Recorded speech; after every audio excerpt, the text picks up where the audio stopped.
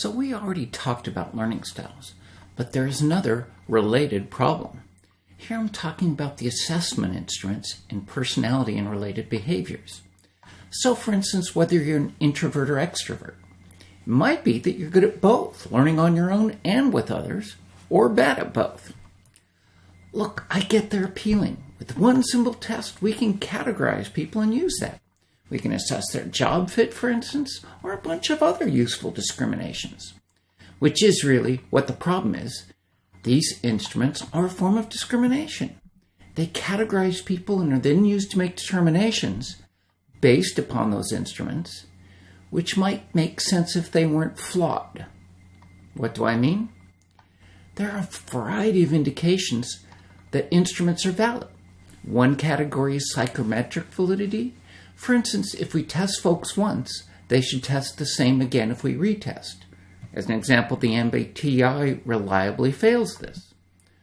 Also, the different dimensions should be independent, not correlated with one another. People shouldn't always be high on X and Y or low on both, and so on. Another issue is a theoretical foundation. Many instruments are based on the archetypes of Carl Jung.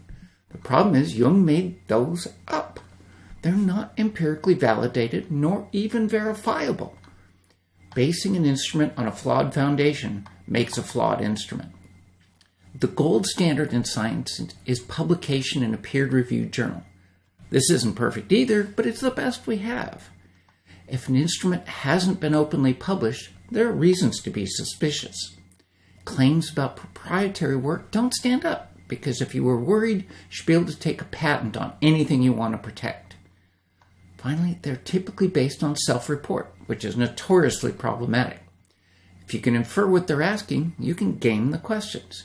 And people's self-report is notably inaccurate. There are other problems. The wording of the categories is typically such that whatever you end up with sounds like you, in the same way astrology and psychics work. They also are used inappropriately. Reputable uses only include helping people understand themselves, not for job role sorting or worse, hiring. People are complex, and simplistic sorting isn't fair. Far better to judge people in what they do, not how they self-report.